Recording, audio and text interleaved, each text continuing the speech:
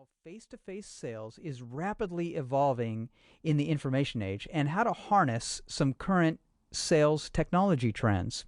Second, we're going to learn a 4-step process called the conversions loop, which is being used by today's top sales superstars to save time and increase their effectiveness. Third, we're going to develop the skills of influence and apply some proven tools that will help you maximize your closing ratios. The booming internet marketplace of e-commerce is changing the sales rules in many industries. So let's take a look at the numbers. The World Wide Web is approaching a $100 billion marketplace, representing a whopping $600 million in daily transaction value, making the internet the single fastest growing marketplace in the history of the world.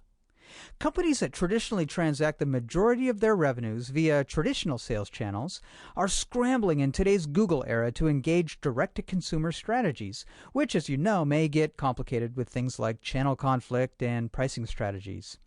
With the rapidly growing trend of e-commerce, it's a foregone conclusion that eventually online buying will touch your industry in some way, shape, or form. If this is not true today of your company, then consider yourself lucky. Many people ask me if face-to-face sales will ever become obsolete in the onslaught of internet e-commerce. My response is a qualified no, as I believe that there will always be a need for face-to-face sales representation to close deals. However, there are some exceptions to this opinion, which I'll explain in a second. What works in your favor is that less than 2% of first-time visitors to any website make a buying decision on their first visit. Combine this with the fact that the average website has about 10 visitors per day. So what that translates to is that the average website will secure 6 customers per month in the absence of a well-crafted conversion marketing strategy. Now, most salespeople I know have a much better closing ratio than 2%, which of course works in your favor. On the flip side, however, how many of you really cold call 10 prospects per day? Herein lies the opportunity. To respond to the question of whether face-to-face sales will ever go away, sit back and reflect about your industry trends as you listen to this story.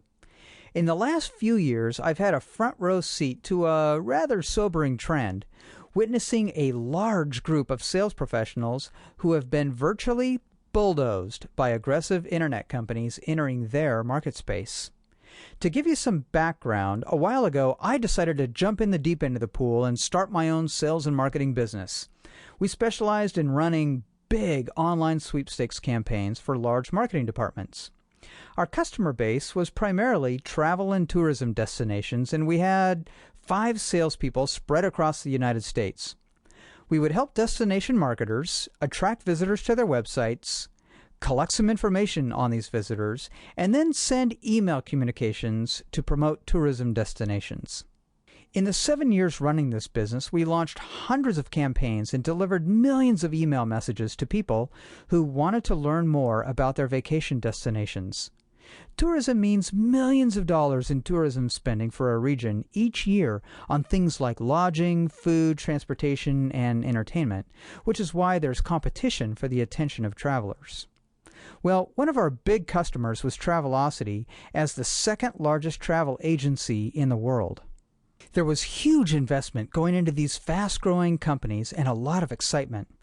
Now, the sobering trend that I saw unfold was the rapid rise of the big 3 internet-based travel agencies, Expedia, Travelocity, and Orbitz, eroding the business of the traditional travel agent.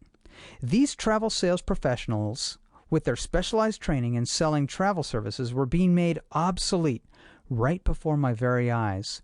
Tens of thousands of travel agents went out of business in a short 5-year period as consumers were flocking to purchase airline tickets online and make discount hotel reservations with the online travel agencies.